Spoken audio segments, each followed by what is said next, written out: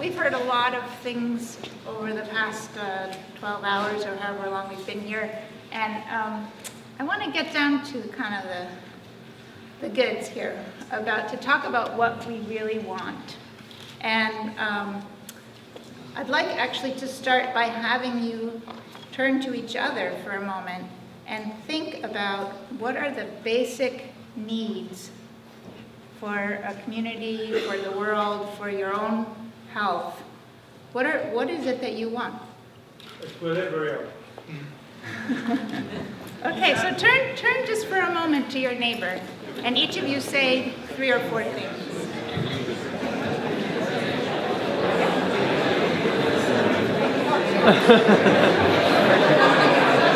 I know it's fun to connect with other people, right? Why don't we do more of that? So someone said equilibrium. What else? Just a few. Tell me a few things. Part of a whole. Collective listening. Part of a whole. To be part of a whole. Peace. Peace. Good food to eat. Climate justice. Climate justice. Sense of trust. A sense of trust. Equality for women in developing countries. Woohoo!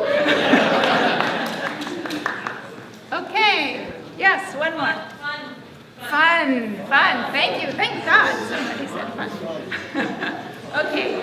So today we're going to talk a little bit about how we get those things. So that's not a golden retriever on the table. That's a woman's hair.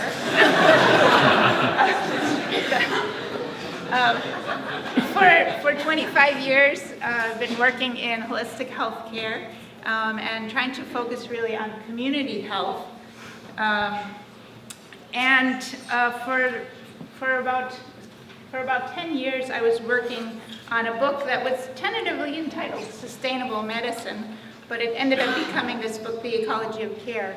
And in there, I was looking at parallels between agriculture and medicine, and looking at the microbiome as one of the foundations of health.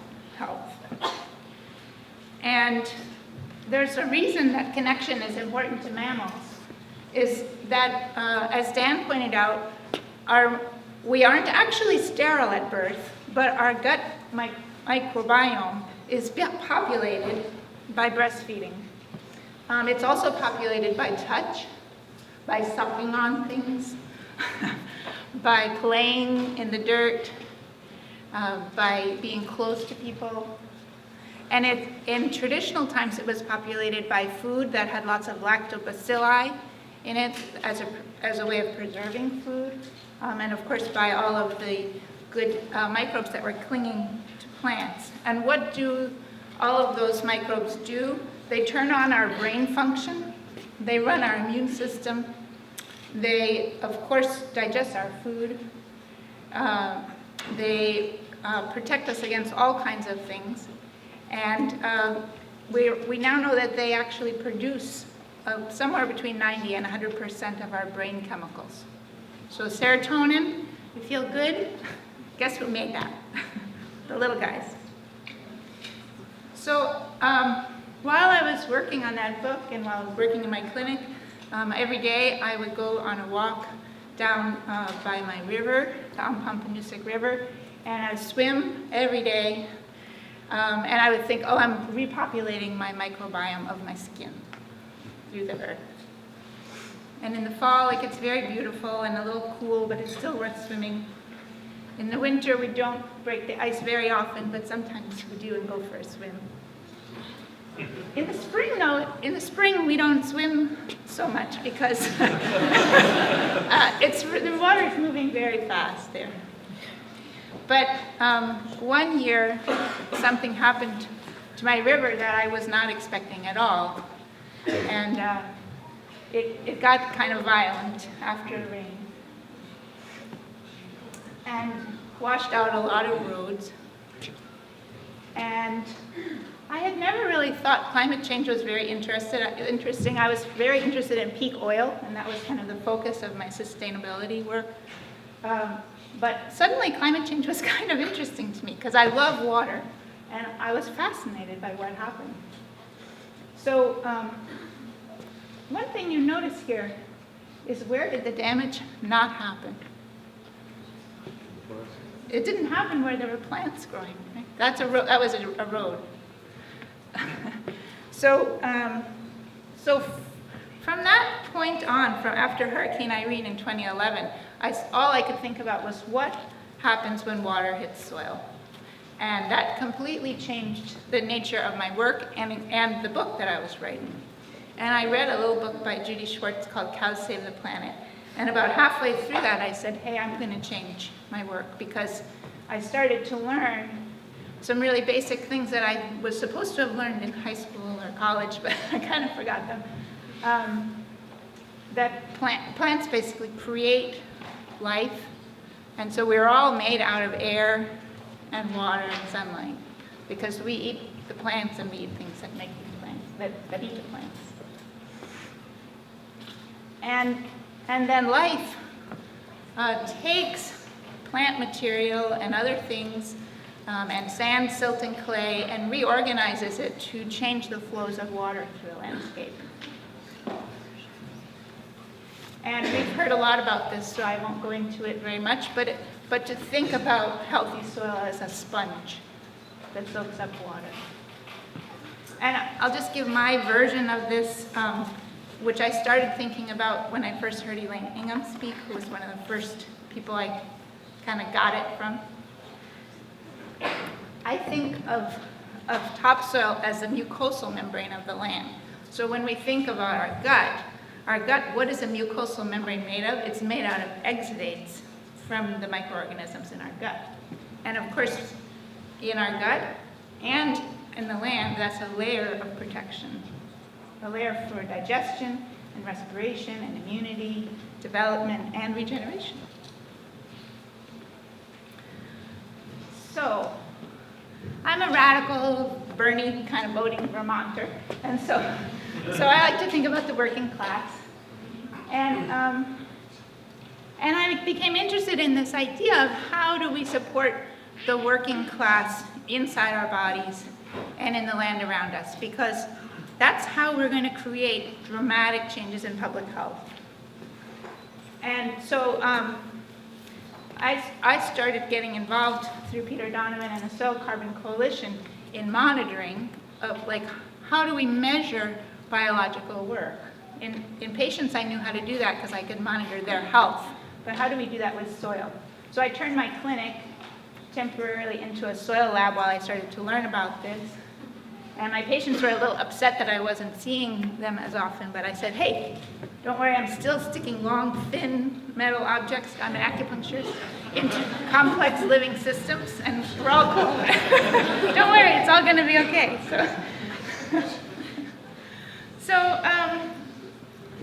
So in my book, I write about the shift. We started with this very fertile paradigm that's been going on for many, many, many years about caring for land, caring for people, and collaborating with complex self-organizing systems. But how did we get so far away from that? So I want to just tell a little story that some of you will know from the beginnings of microbiology. And when the Industrial Revolution happened and a lot of people moved into cities, there was this little problem, was that it was really hard to get food. In particular, the food that everybody craved was milk, right? Because we associate that with connection. So someone had a great idea to bring dairy cows in next to the whiskey distilleries and to feed them the slop left over from whiskey production. And so it's kind of the first feedlots. And what happened there was that they didn't really understand anything more than that about the germ theory of disease yet. So they were bringing this milk through the city with these open sewers and like nice big open buckets and doling it out. And milk became this really serious vector for disease, and the mortality rate went up really dramatically. So Louis Pasteur lost 3 of his children to foodborne illnesses, and he turned from studying fermentation to studying food safety, basically. And he developed the idea of pasteurization, which was a very big development in terms of creating food safety in that industrial environment. But of course, it killed off the microbes of the milk. You know, breast milk for a human has at least 600 beneficial species. So we lost a little something there. And that started the germ theory of disease in a big way. People started to understand it. And as doctors started to understand that and started to say, hey, maybe if we sterilize our instruments before cutting people open, surgeries will go better. And so then suddenly doctors could do kind of amazing surgeries, which they hadn't been able to do successfully before. And then penicillin was invented. And in that stretch, and penicillin during World War II was able to save a lot of lives. That doctors were suddenly respected in a very different way. They weren't part of this ecosystem of midwives and herbalists, etc. Suddenly they were the big guys. And science gained a very different kind of respect. But some things went by the wayside. We started to think that germs were the problem, and that if we could just get rid of whatever doesn't fit in the system, we would be okay. We're very vulnerable to being driven by fear. And it fit with the idea of, hey, if we could just get rid of these people who are on this land, or this annoying person in my family, or whatever, then things would be better. So, and if we could just get rid of the weeds in the garden, things would be better. And if we could just get rid of those damn Colorado potato beetles, then things would be better.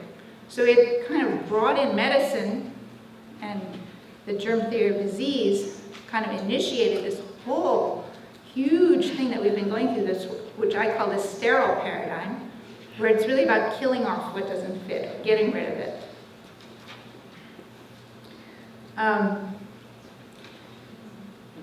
This is welcome to San Jose, free hand sanitizer. That's what greets you when you get off the airplane there. So, Stephen Buhner, bacteria are not germs, but the germinators and fabric of all life on Earth. In declaring war on them, we declared war on the underlying living structure of the planet, on all life forms we can see, and on ourselves. So, there were some other kind of side effects to that, and I'll just read a little bit here. During the same time period that we took on the goals of conquering bacteria and subduing nature for our own human benefit, we developed a huge amount of fear and anxiety around dirt, sharing, closeness, and community living. Doctors started advising mothers to feed their babies clean formula from sterilized bottles. Children were put into cribs and away from the warm bodies they were meant to be with for fear of germs. Nursing homes with professional doctors and nurses were touted as cleaner, safer places for elders than having them live with their families. Housewives started scrubbing furiously with antiseptic products, while teachers taught children to avoid strangers at all costs. Nurses started handing out forms for us to sign, promising layers of privacy and secrecy, and psychologists started installing extra doors in their offices so that clients never had to cross paths with each other. Now we are afraid of things that are complicated and messy. We are afraid of relationships themselves, and we've forgotten the lessons that our bacterial companions teach us, that life is a wildly complex, collaborative, creative process from inside to outside, from start to finish. From the inoculation of our digestive tracts with good bacteria in the birth canal, to the hard work of the soil microorganisms that help to grow our food, and it will someday turn our bodies back into beautiful, fertile earth at the ends of our lives. Like the laboratory doves I took care of in college, many of us now spend our days in artificial surroundings, protected from germs with hand sanitizers, communicating with our friends from a distance, with our creativity expressing itself mostly by our choices of the industrially made food to eat or reject. Really, though, we were born for something much more interesting.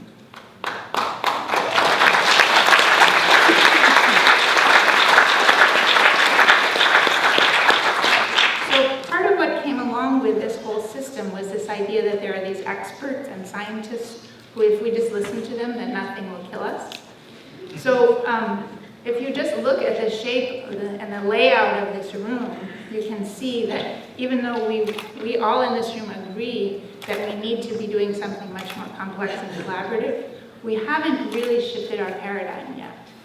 Because I shouldn't be up here talking to you. We should be sitting in a circle having a big conversation.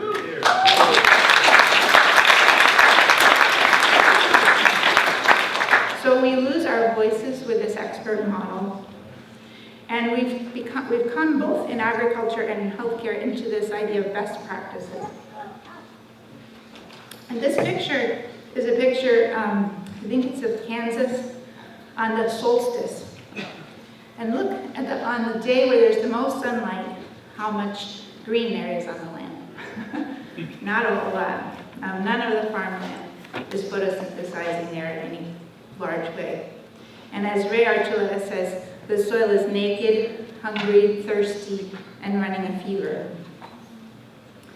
But in fact, soil is living tissue with a microbiome, much like any other living being.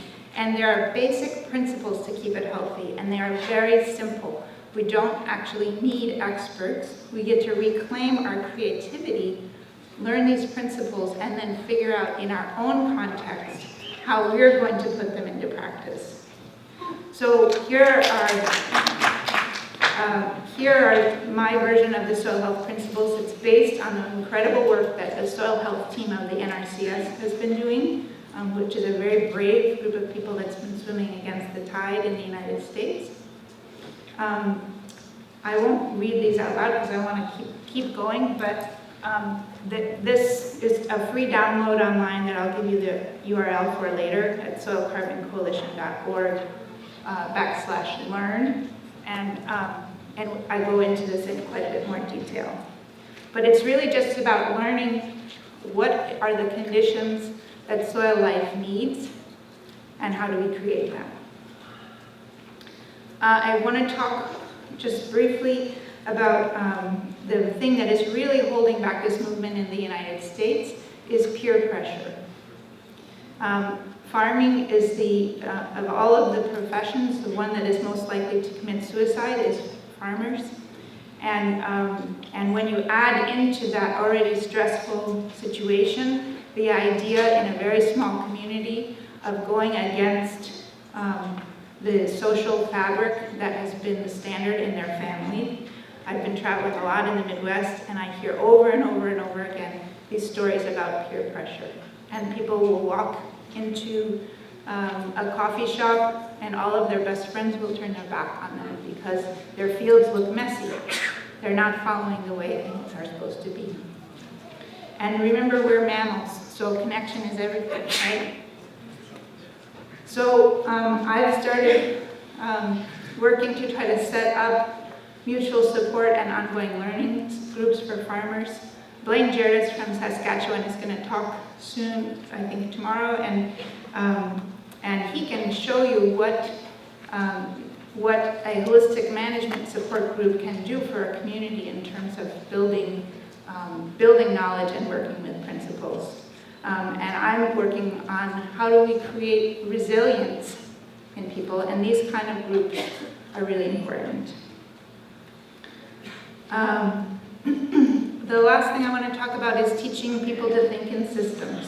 So when I started relearning what photosynthesis is and things like that, I thought, hey, I want to record my learning process so that I can pass it on to other people while I remember how hard it was to learn or how easy it was to learn or what was the best way for me to think about it. So So I decided to write some grants to start writing curriculum, and I tested it out in a bunch of schools.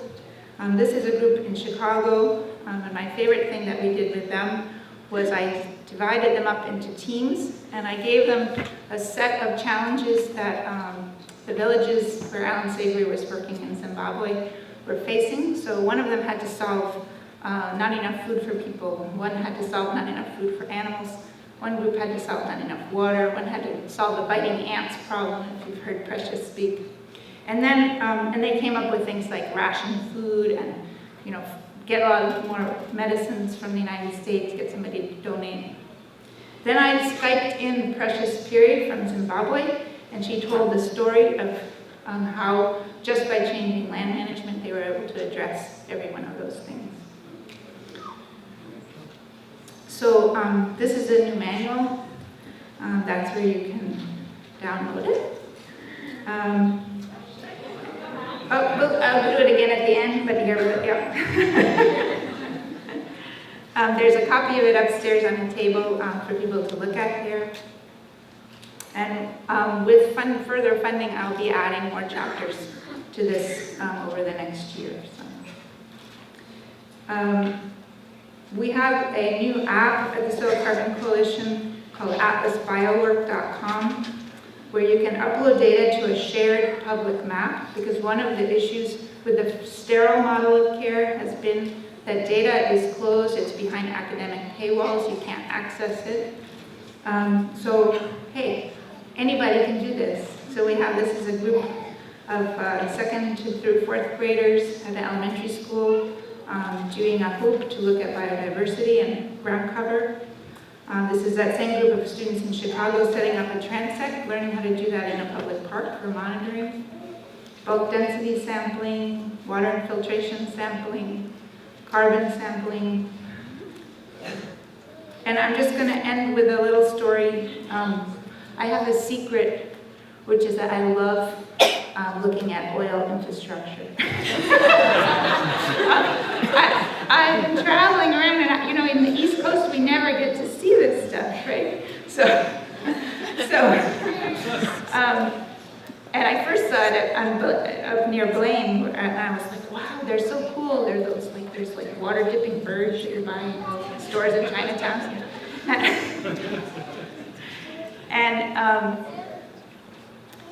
And I was in Oklahoma, and I was about to do a workshop for teachers there, and I had forgotten my water infiltration rings. And I was like, oh shit, what am I gonna do? Because that was like our big activity for the day. So I was calling Clay, the guy I was working with, and saying, hey, he said, oh, I can cut up some pipe, but it's like ½ an inch thick, we'll never get into the ground. And suddenly, I stopped to take some pictures of this, and I looked inside, and I said, hey, they have some pipes. So I went in, and I explained to this guy what I was looking for, and I had just been at a grazing conference. This is a tiny town in Oklahoma. I'd just been hearing Kit, can't remember his last name, speaking about cow genetics there. And I asked him if he could cut these up. He said, what do you want them for? I said, water infiltration rings for teaching schools. And we're teaching about soil health and watershed function. And he said, oh, were you just at the grazing conference? And I said, yeah. And he said, oh, that guy's awesome. He said, whatever you need, I will make it for you. You can call, you tell all the teachers in Oklahoma, if they want water infiltration rings, to call us. So the point here is that we may think that people working in the oil industry or people working for Monsanto or whatever are opposed to us or they're our enemies, but we actually have allies hidden all over the place, under the ground, in our microbiomes, all over the place. And we get to work with them and make friends with them and figure out who they are and get curious. So.